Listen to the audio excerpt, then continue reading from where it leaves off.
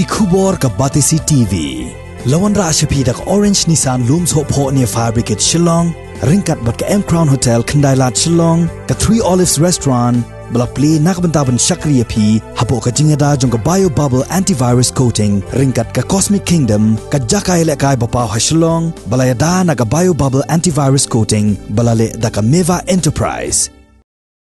Ka Jingshalan ya Dewïong Ladep ti Shamar jong kejela Meghalaya kan sa sedang biang nang ne syakman hadin baka National Green Tribunal kala Mynjur ban kentiu ya kedorde ya Dewïong.